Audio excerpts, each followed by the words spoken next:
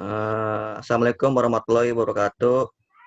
Waalaikumsalam warahmatullahi Waalaikumsalam wabarakatuh. warahmatullahi wabarakatuh. Terima kasih untuk para partisipan yang sudah join di live weekend kali ini. Sebelum mulai acara ini, izinkan saya memperkenalkan host, moderator, sekaligus presenter kita kali ini. Saya di sini Muhammad Akan Hafiz selaku host. Ada juga Bu Desi Utami Putri sebagai presenter didampingi moderator kita Chandra Cahaya Kusuma. Pada Vicon kita kali ini, kita akan membahas putar belajar efektif di masa pandemi. Nah, untuk lebih detail lengkapnya, saya serahkan ke moderator kita, Chandra Cahaya Kusuma. Baik, terima kasih saudara dan atas kesempatan yang diberikan. Di sini saya akan menjelaskan sedikit soal apa sih yang akan kita bahas di Vicon kali ini. Pada dasarnya kan di saat pandemi seperti sekarang ini, belajar daring lah salah satu cara guru menyampaikan materinya ke murid. Tapi kita sebagai murid atau mungkin teman audiens sekalian yang sebagai murid juga pasti pernah merasa kadang-kadang bosan materi belajar kok gitu-gitu aja. Dan mungkin Vicon kali ini Bu Desi ini akan menjelaskan metode belajar yang diberikan. Mari kita simak materi dari Bu Desi. Sebelumnya saya akan memperkenalkan profil presenter kita. Nama Desi Sasana Utami Putri, lahir di Bogor 18 Desember 1990, dan beliau ini adalah guru di SMA PGRI 3 Kota Bogor. Mungkin untuk lebih jelas materinya, saya serahkan ke Bu Desi. Bu, silahkan. Oke. Ya, sip. Terima kasih Chandra. Terima kasih Chandra sebagai moderator dan terima kasih Ahdan sebagai host untuk waktunya. Di sini bentar saya akan share screen.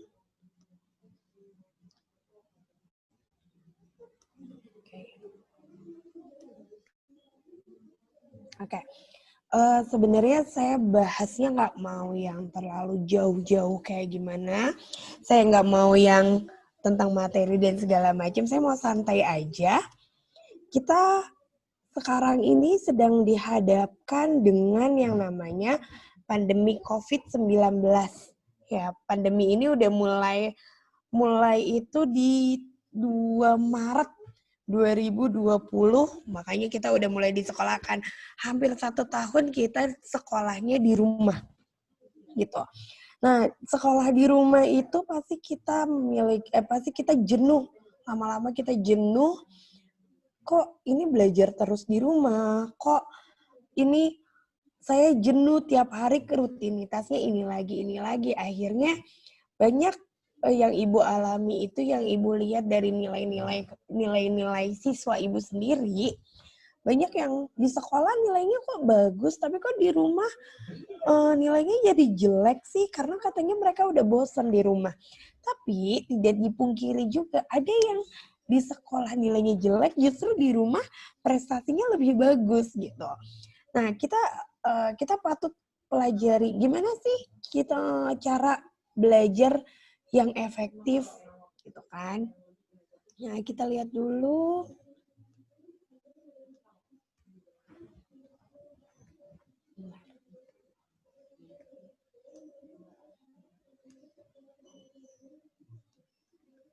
Oke, kita lihat cara belajar efektif. Pasti kita lihat dari slide pertama. Kalian mikirnya di sini, belajar. Perasaan yang muncul ketika kalian menemukan kata belajar, bahkan ketika kalian ada tugas yang muncul di Google Classroom langsung, tugas lagi. Pasti kata-kata yang kalian ada di otak kalian, saya bosan, saya jenuh, saya pusing, saya stres. Itu pasti. Nggak hanya kalian aja yang belajar, bahkan kita pun sebagai guru, itu masih ada dalam tahapan belajar. Jadi ya kita laluilah proses-proses belajar bareng-bareng. Lalu apa sih sebenarnya arti dari belajar ini? Kita lihat lagi, kita bisa ambil dari sekian pengertian, dari sekian arti belajar, banyak dari para ilmuwan berpendapat, Ibu ambil salah satu ilmuwannya aja, namanya Gulo, pada tahun 2002 di bukunya. Belajar adalah suatu proses yang berlangsung di dalam diri seseorang yang mengubah tingkah laku, baik tingkah laku dalam berpikir, bersikap, dan berbuat. Artinya, seseorang yang sudah pernah belajar, berarti dia ada perubahan-perubahan tingkah laku. Tingkah lakunya yang mana? Pasti arahnya ke yang lebih baik. Kalau dia tingkah lakunya ke yang lebih buruk, otomatis berarti dia tidak mengalami yang namanya proses belajar. Kemudian tingkah laku, berarti kita lihat juga dari cara berpikirnya. Kalau di umuran kalian ini kan tingkatnya tingkat SMA. Kalau di umuran kalian ini sikapnya masih seperti anak SMP, kalau kalian sikapnya masih kayak anak SMP, otomatis kalian tidak mengalami yang namanya proses pembelajaran. Ya kan? Artinya bersikaplah sesuai umur kalian, bersikaplah sesuai kemampuan kalian. Jadi bukan berarti ibu nih udah kerja, bukan berarti sikap ibu itu harusnya seperti anak kecil, tapi harusnya seperti orang dewasa. Itu yang namanya salah satu bersikap, berbuat, dan berpikir itu yang dialami dalam proses belajar. Oke, kita lihat lagi tujuan belajar. Tujuan belajar yang pertama ini memiliki konsep dan keterampilan. Pasti kalau setelah kita belajar, kita memiliki yang namanya keterampilan. Kita memiliki pemikiran. Pemikiran dengan konsep yang lebih jelas. Beda tingkatannya antara anak SD, SMP, dan SMA. Ketika SMA pasti konsep kita lebih logis dibanding anak SD. Contoh, kayak misalkan uang jatuh. Wah, anak SD mungkin coba bisa bilang, wah ada uang jatuh, boleh nih diambil. Tapi ketika SMP, ini uang jatuh punya siapa ya? Ya udahlah, gitu kan. Ambil aja, pasti pemikirannya gitu. Terus ada lagi prosesnya, ketika kita udah SMA, mikir lagi, ini uang jatuh punya siapa ya? Di mana ya orangnya? Siapa yang menjatuhkannya? Otomatis konsep kita akan lebih ribet lagi, gitu. Yang kedua, kita pasti memperoleh yang namanya pengetahuan. Kemudian akan membentuk sikap yang lebih baik. Jadi ada contohnya, kita ada satu contohnya, contoh kayak Dias, ibu lihat sekarang ini dia ke arah yang lebih baik lagi.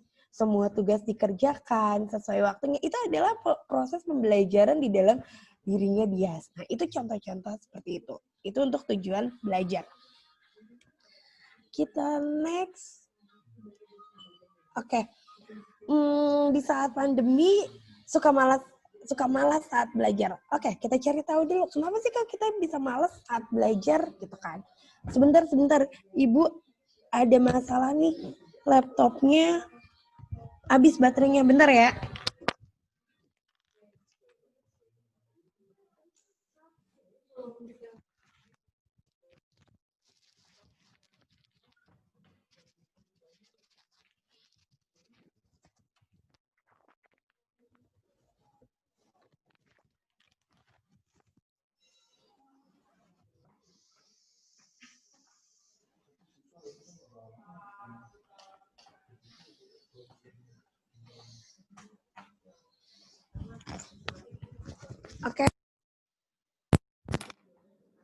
Oke, sekarang kita lihat lagi kenapa sih kita suka malas belajar. Oke, kita cari tahu sekarang kenapa orang bisa malas belajar. Alasan seseorang malas belajar, satu, dia pasti nggak fokus sama tujuan hidupnya apa. Dia nggak punya tujuan hidup. Kalau dia punya tujuan hidup, pasti dia akan ada semangat buat, kayak sekarang nih kelas 3, biasanya kelas 12 itu, Ibu yakin kalian lebih rajin belajarnya. Kenapa? Karena kalian punya tujuannya. Saya harus lulus. Saya harus diterima PTN. Nah, itu adalah tujuan hidup. Kalau dia tidak memiliki tujuan hidup, ya pasti, ya buat apa saya belajar? Pasti pikirannya begitu. Terus dia tidak memiliki yang namanya motivasi. Lemahnya motivasi, terus dia selalu pengen hasilnya itu instan. Artinya, ngapain saya nyari-nyari gini? Saya cukup lihat temen, selesaikan. Itu yang bikin kita malas belajar. Nanti pikirannya gini, nanti juga kita dapat jawaban kok dari temen yang lainnya, santai aja lah, gitu kan. Kemudian dia tidak memiliki strategi belajar. Dia biasanya kurangnya waktu istirahat. Kalau zaman sekarang, dia main game. Ibu yakin kalau kalian main game itu bisa sampai jam 1 pagi, jam 2 pagi, Ibu yakin banget. Nah, nanti kalian lupa. Pagi, kalian bukan fresh, tapi kalian capek, jenuh. Akhirnya tidur lagi. Tidur itu bisa sampai jam 12 sampai jam 1 siang. Nah, itu yang akhirnya, ya udahlah nanti aja lah ngerjain tugasnya. Itu yang namanya, itu salah satu alasan orang belajar. Malas belajar. Kemudian dukungan orang sekitar. Nah, biasanya banyak banyak ketika kalian di rumah itu banyak orang tua, tolong ya ke warung dulu, tolong ya jagain adiknya dulu, tolong ya ini. Itu salah satu contoh motivasi kalian jadi rendah, kemudian, ya udah orang tua saya aja nggak dukung saya buat belajar gitu. Jadi itu yang membuat orang menjadi malas belajar. Kemudian kita lihat lagi, pentingnya memiliki sikap dan kebiasaan belajar efektif. Kita cari tahu apa itu belajar efektif. Pastinya belajar yang menyenangkan, punya jadwal yang bagus, tidak memakan banyak waktu, hasil yang maksimal. Mengapa perlu memiliki sikap belajar efektif dan efisien? Satu, pastinya untuk mencapai keberhasilan. Pastinya kita pengen hidup sempurna. Kemudian mengapa belajar itu harus terjadwal dan menyenangkan? Alasannya adalah, kita lihat di sini, satu, ternyata otak itu selalu bekerja setiap waktunya. Ketika otak kita bekerja, itu dipengaruhi oleh kondisi fisik kita. Kalau kalian merasa misalkan sudah mengerjakan tugas, jadi gini, kalian udah mengerjakan perintah-perintah dari orang tua kalian, terus tiba-tiba kalian harus belajar, itu kalian gerakan fisik kalian udah capek, kemudian otak kalian jadinya, akhirnya otak kalian jadinya lelah. Kedengeran nggak? Halo? Iya, kedengeran. Sorry. Ini 2 jam. Jadi kenapa, Bu? Oke, nggak jadi masalah. Oke, sip. Nah, kemudian dengan kondisi fisik kita yang lelah, akhirnya otak kita tuh capek. Makanya dalam belajar, makanya namanya belajar itu harus terjadwal. Karena otak kita juga bekerja. Kalau kondisi kita capek, otak kita tidak dapat bekerja dengan maksimal. Kalau otak kita tidak bekerja dengan maksimal, informasi yang kita peroleh itu berarti tidak bisa kita terima dengan baik. Oke, kemudian akibatnya informasinya yang kita terima, di sini ada poin, dapat kita pergunakan lagi saat kita membutuhkannya. Jadi kita dapat info nih, karena kondisi fisik kita udah capek, boro-boro buat nyampein lagi, boro-boro buat diterapin lagi, tapi ya pasti udah capek duluan gitu kan. Kemudian apa sih yang harus diperhatikan dalam belajar efektif? Kalian wajib mengenali siapa saya. Who am I? Who I am? Ya kan? Siapa saya? Bagaimana karakter saya? Kita lihat ketika kita sudah bisa mengenali diri kita sendiri, cara belajar kita sendiri itu seperti apa, kita akan muncul yang namanya emosi positif. Kita akan muncul yang namanya emosi positif, pikiran-pikiran, kalau kita istilah zaman sekarang itu netting, negative thinking.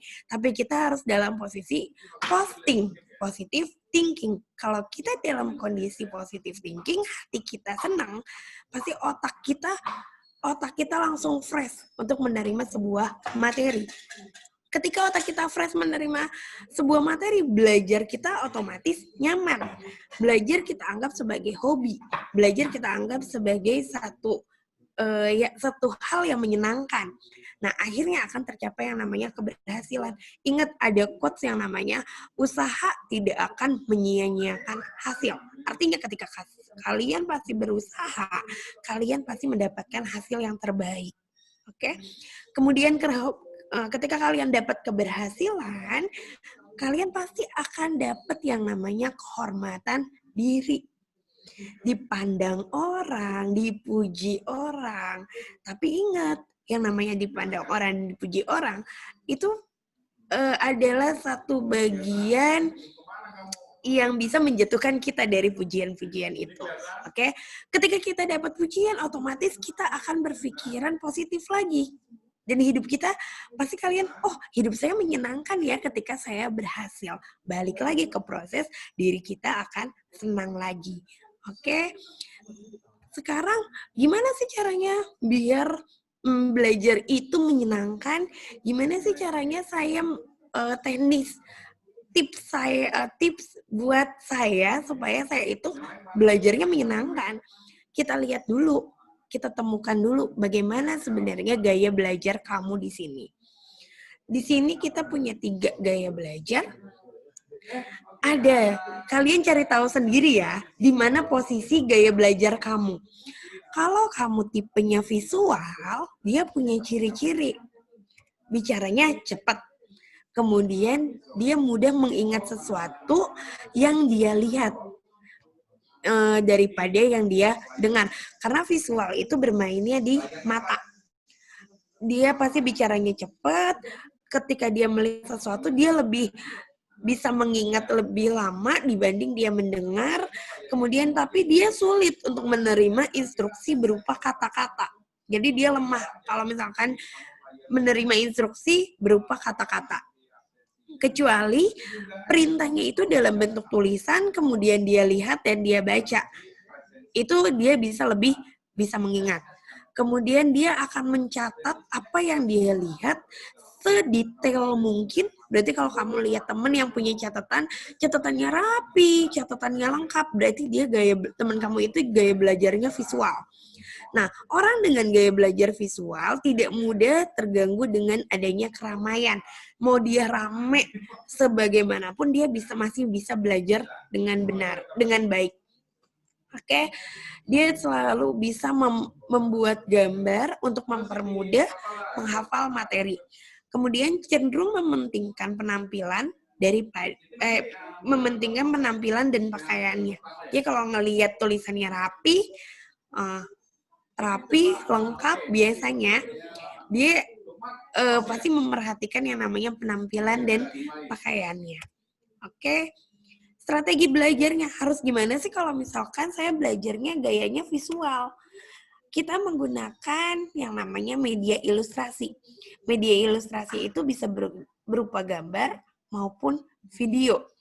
Kemudian kita bisa membaca buku, menggunakan metode mind map, yang kadang-kadang ibu suka menyuruh kalian untuk bikin satu rangkuman tapi isinya warna-warni. Terserah kalian, bebas. Itu untuk merangsang indera penglihatan kalian. Oke, kemudian menggunakan grafik, diagram, tabel, dan berbagai ilustrasi lainnya di buku catatan kalian. Ini untuk strategi untuk gaya belajar visual. Ada lagi gaya belajar audio. Kalau audio, kita lihat dari gambarnya aja ada earphone, ada radio, ada, kalau ibu bilangnya ini toa. Nah, berarti dia lebih menekankan kepada pendengaran, indera pendengarannya. Kita lihat cirinya seperti apa. Oke, ciri dari gaya belajar audio, dia lebih mudah mengingat sesuatu yang didengar daripada yang dia lihat. Kemudian dia senang membaca dengan keras dan menggerakkan bibirnya ketika berbicara. Oke, ketika dia di posisi yang ribut, yang ramai, dia sama seperti orang yang beda seperti orang yang visual, tapi dia mudah terpengaruh. Jadi kalau dia di posisinya ribut, belajar dia langsung kacau, pemikirannya dia langsung kacau. Terus dia pandai berbicara dengan fasih, tapi tidak secepat gaya belajar visual, proses bicaranya. Kemudian dia cenderung kesulitan dengan tugas yang melibatkan visual. Artinya dia ketika mendapatkan tugas yang coba amati, coba perhatikan, itu dia akan lebih sulit dibanding dia harus mendengar. Jadi gaya belajar audio tuh dia lebih seneng ngelihat gurunya ngomong atau menonton video. Nah, itu gaya belajar audio. Kita lihat lagi gimana sih strategi belajarnya. Satu, belajarnya bisa menggunakan musik. Dia bisa santai banget dengan musik, tapi musik yang emang santai, bukan dalam posisi keributan. Kemudian belajar dengan berdiskusi dengan orang lain. Dia bisa belajar, bisa mengingat ketika dia asik berdiskusi pelajaran dengan temannya. Terus dia merekam penjelasan guru, bisa direkam penjelasan gurunya. Kemudian ketika dia membaca, dia jadi orang yang menghafal ada yang baca, kemudian dia ucapin lagi dengan kata-katanya dia.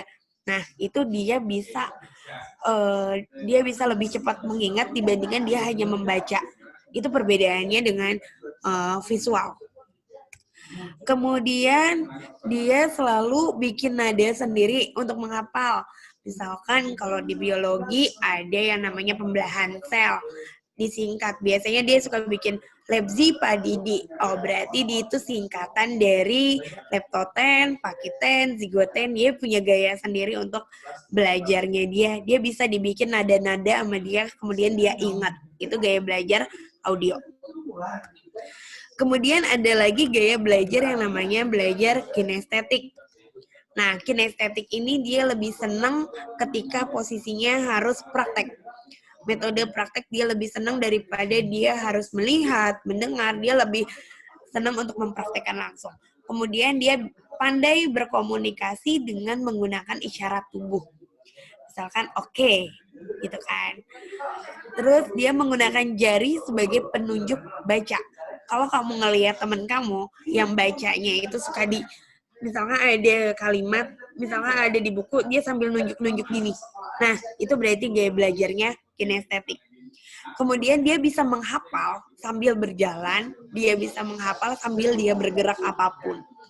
Oke, dia cenderung kesulitan dalam menulis, namun dia pandai bercerita. Jadi dia tipenya kalau nulis susah. Kalau ngedengerin susah, kalau ngelihat susah. Tapi kalau menceritakan lagi, dia bisa. Nah, itu adalah ciri-ciri belajar yang kinestetik. Kemudian bagaimana strategi belajarnya? Kita lihat strategi belajarnya. Ketika belajar materi baru, dia harus mempraktekkan. Harus dilihat, kemudian dia praktekkan. Kemudian belajar dengan menggunakan aktivitas, menggerakkan jari. Jadi ada orang yang menggunakan jarinya gerak-gerak. Kemudian belajar sambil bereksplorasi di lingkungan sekitar. Bisa lagi belajarnya dengan cara mengunyah permen karet ketika belajar. Itu salah satu supaya kita menarik untuk belajar. Supaya belajarnya itu menyenangkan. Oke, setelah kalian melihat gaya belajarnya seperti apa, kita lihat nih di zaman sekarang ketika ada pandemi COVID-19. Kalau waktu sebelum pandemi COVID-19 kalian belajar di sekolah, tapi ketika pandemi COVID-19 kalian belajarnya di rumah sambil pertemuan keluarga, di mana aja kalian bisa. Itu bedanya ketika sebelum pandemi sama setelah pandemi. Oke, gimana sih belajar yang menyenangkan itu? Oke, kita lihat dulu. Apa hubungannya antara olahraga dengan belajar? Ketika kita berolahraga, ada kekuatan di otak kita. Ketika ada kekuatan di otak kita, olahraga itu bisa mengirimkan yang namanya nutrisi dan oksigen ke dalam otak. Setelah mengirimkan nutrisi dan oksigen, ada proses mempercepat proses informasi di dalam otak kita. Kemudian meningkatkan rentang perhatian. Nah, ketika mengirimkan nutrisi dan oksigen, itu bisa mengurangi yang namanya stres, depresi, sama rasa cemas. Akhirnya pikiran kita lebih fresh. Nah, itu yang akhirnya bisa meningkatkan kemampuan pemecahan masalah kita. Jadi, kalau kalian habis olahraga, kan ada oksigen yang masuk. Ada oksigen yang masuk, kalian mandi, kemudian buka buku, itu pasti lebih fresh. Apalagi kalau belajarnya itu di pagi hari. Makanya olahraga itu penting banget buat kehidupan sehari-hari. Kemudian teknik belajar yang menyenangkan ada yang namanya teknik belajar Podomoro.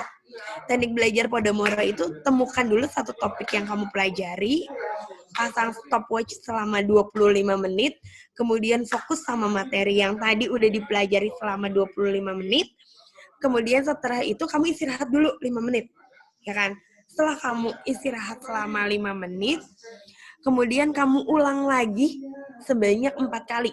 25 menit, baca materinya, 5 menit kamu santai-santai leha-leha, kemudian ulangi lagi seperti itu. Untuk satu materi, tapi tidak materi yang bertumpuk. Itu adalah cara belajar Podomoro. Ada lagi cara belajar Feynman. Pertama, cari materi topik yang mau kamu pelajari, kemudian ajarkan topik dengan bahasa yang sederhana, kamu ceritain lagi dengan bahasa-bahasa kamu, tapi yang sederhana, kemudian mana yang menurut kamu belum jelas, kamu tandain dulu. Kemudian pelajari lagi bagian yang kamu belum jelas itu. Oke, itu yang namanya teknik Feynman. Yang artinya kamu harus ngambil mana poin penting yang menjadi kesulitan kamu. Oke. Kemudian tips belajar dari rumah selama COVID-19. 1, belajar diatur waktunya yang tepat. Biasanya kita masih fresh itu di jam 8 sampai jam 10. Kalau udah jam 10 kita udah males ngapa-ngapain, maunya rebahan. Oke, kemudian atur area belajar senyaman mungkin. Misalkan kamu senengnya selonjoran, kamu senengnya banyak-banyak hiasan, kamu desain aja rumah kamu supaya kamu tuh nyaman belajarnya. Pastikan koneksi internet, karena kita belajarnya di pandemi COVID-19, belajar dari rumah. Oke, siapkan alat belajarmu yang menyenangkan. Apapun hal-hal yang menyenangkan buat kamu, taruh posisinya di depan mata kamu. Oke, bukan berarti kamu mainin. Berarti kamu punya target. Habis saya belajar, saya bakal main ini. Misalkan kamu mau main game. Habis belajar, saya langsung main game. 5 menit aja. Nah, itu. Kemudian sediakan cemilan. Kalau buat ibu, cemilan itu wajib ketika ibu bekerja. Ketika ibu harus baca materi buat kalian, itu wajib adanya cemilan. Kenapa? Sambil ngemil, biasanya kita bisa sambil baca. Oke, sambil belajar. Nah, cemilan itu bisa meningkatkan yang namanya kebahagiaan, ketenangan, terutama untuk perut kita sendiri. Oke, terima kasih. Sekian dari Ibu. Materinya Ibu kembalikan kepada moderator. Silakan Chandra. Baik, Bu, terima kasih. Mungkin materinya sudah cukup jelas ya tentang apa tuh proses belajarnya, proses belajar dan apa tuh cara kita menyimak materi. Dan mungkin di sini audiens ada yang ingin bertanya. Kalau ingin bertanya bisa lewat kolom chat atau mungkin raise hand. Lalu nyalakan mic.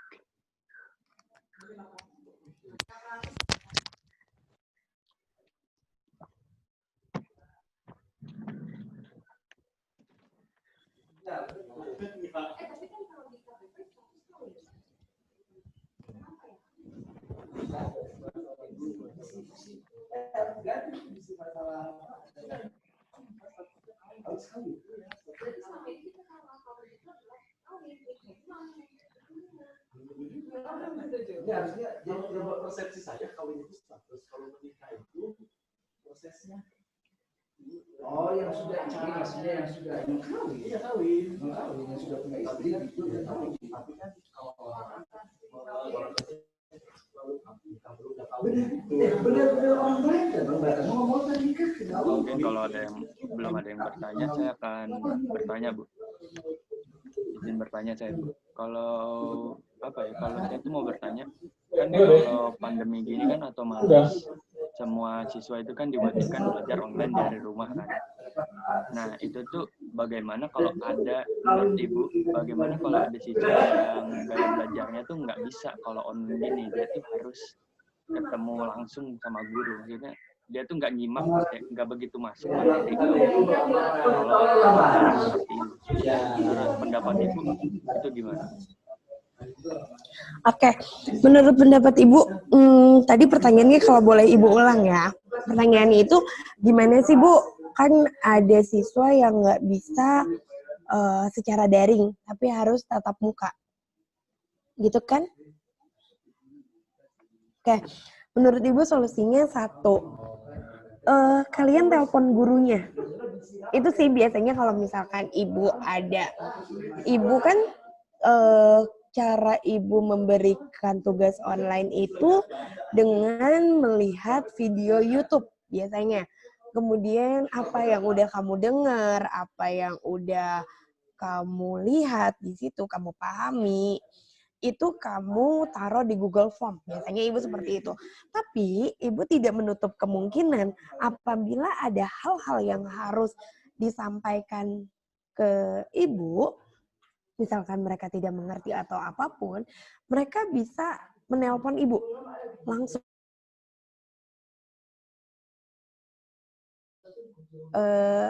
Sebenarnya kita bisa sama aja kayak misalkan kita tatap muka, tapi karena adanya COVID ini dan kita harus melakukan pencegahan, alternatif lain yang Ibu sarankan adalah coba kalian hubungi gurunya. Karena Ibu yakin setiap guru pasti mau meladeni siswanya, mau mau menjelaskan ke siswanya apabila ada hal-hal yang tidak mengerti. Kelemahan dari siswanya adalah biasanya, saya sungkan loh buat ngobrol langsung sama guru. Saya sungkan loh buat bertanya langsung sama guru. Takutnya nanti gurunya nganggep, kok gini aja nggak ngerti sih, gitu kan. Biasanya ada hal takutnya, biasanya kayak gitu.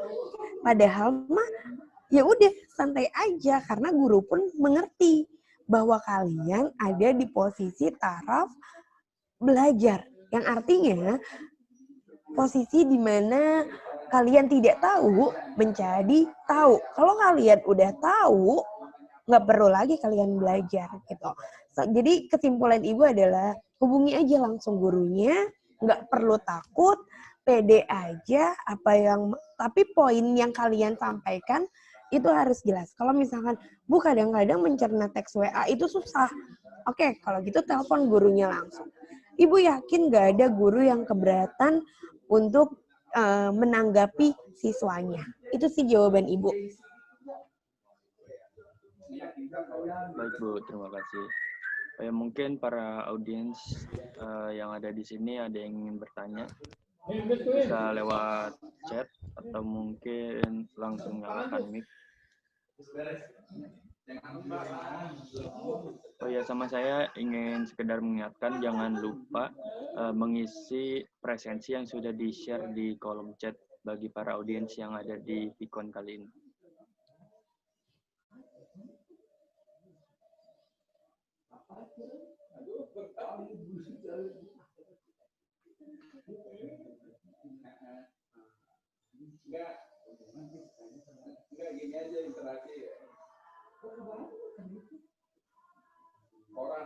Juga apa ada yang ingin bertanya mungkin seputar materi yang sudah disampaikan? Halo Bu, saya mau bertanya. Halo, iya boleh. Saya Sabrina dari kelas 10 MIPA 1. Saya mau bertanya Bu. Iya. Tadi kan ada gaya belajar masing-masing ya Bu ya. Terus gaya belajar saya itu kan saya bangun jam 3 pagi buat belajar materi yang bakal besok diajarkan. Biar saya paham. Terus apakah itu efektif Bu, belajar di jam segitu? Oke Bu, saya mau sedikit memperjelas pertanyaannya mungkin Bu.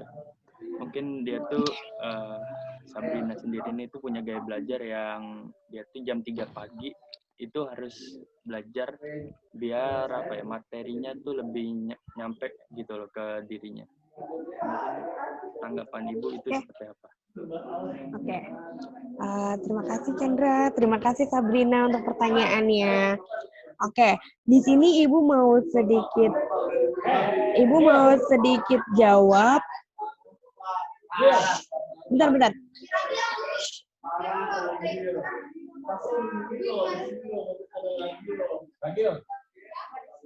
Oke, Ibu mau sedikit jawab di sini, belajar jam 3 pagi itu efektif atau tidak, gitu kan? Oke, menurut Ibu, belajar jam 3 pagi adalah posisi yang sangat efektif. Karena kenapa? Karena orang tua Ibu juga selalu mengajarkan, ayo kalau mau belajar itu jam 3 pagi, jam 4 pagi, batasan belajar yang efektif itu sampai jam 10 pagi. Ya kan? Kenapa jam 3 pagi itu lebih efektif? Karena satu, biasanya orang itu bangun jam 3 pagi itu adalah sholat tahajud dulu. Ya kan? Sholat tengah malam. Ketika sholat tengah malam, kita basuh muka kita, itu pikiran akan fresh. Kita buka kaca, kita buka jendela kita, itu ada udara yang emang benar-benar udara pagi itu, kalau udara jam, bukan malam juga dingin. Iya sih posisinya malam dingin. Tapi dalam posisi kita sudah capek kalau malam itu. Dan udara anginnya itu tidak baik. Itu di jam 7 malam sampai jam 12 malam. Tapi ketika jam 1 pagi sampai jam 6 pagi, itu adalah posisi di mana otak kita masih fresh, masih kosong, kita nggak punya beban pikiran apa-apa. Kemudian kita isi materi dengan udara yang emang benar-benar dingin, masih fresh, dan itu oksigen akan masuk ke dalam tubuh kita, kemudian meningkatkan saraf kita untuk bekerja. Nah, kita belum menerima kerjaan-kerjaan lain. Makanya kenapa untuk Ibu belajar jam 3 pagi sampai jam 4 pagi itu adalah belajar yang sangat efisien dan itu mudah dicerna di otak. Karena di keluarga Ibu sendiri ada kakek Ibu, dia mandi di jam 1 pagi sampai jam 4 pagi. Dia kadang-kadang mandi di antara jam 1 sampai jam 4 pagi. Tujuannya adalah untuk meningkatkan imunitas tubuhnya dia. Jadi Ibu percaya di situ bahwa belajar jam 3 pagi itu akan lebih efektif dibanding kalian belajar jam 8 pagi. Karena suasana masih hening, masih tenang, masih belum dapat gangguan dari sana-sini. Gitu. Bagus banget Sabrina, untuk kamu sudah menemukan gaya belajar kamu yang optimal. Oke. Baik Bu, terima kasih atas jawabannya. Mungkin apakah sudah jelas jawaban dari Bu Desi? Oke Bu, makasih. Sudah paham. Udah jelas? Udah Bu, udah jelas. Oke. Makasih banyak Bu. Sama-sama. Mungkin kita bisa satu pertanyaan lagi kali Bu. Mungkin ada yang ingin bertanya. Kita kan kata Lukman kan pakai GM. Atau kalau tidak ada mungkin kita sudahi saja sesi Q&A dan Vicon kali ini. Dan pada waktu dan saya persilakan kepada saudara Anda. Itu kan contoh yang Bapak kasih tadi aja yang kemarin Terima kasih untuk Saudara Chandra. Nah, sekarang kita udah ada di penghujung acara ini. Oh, ini. Bentar. Kita sudah ada di penghujung acara ini. Vicon kita berjalan dengan lancar. Kesimpulan yang saya dapat dari Vicon kita kali ini, yang pertama, belajar efektif ada banyak caranya. Kita bisa belajar dengan efektif jika kita menemukan gaya belajar yang kita sukai dan kita pahami dan juga sama dengan sifat kita. Nah, itu saja mungkin kesimpulan yang saya dapat. Terima kasih untuk audiens yang sudah datang dan menghadiri Vicon kita kali ini dan menyimak penjelasan dari Bu Desi Sasana Utami.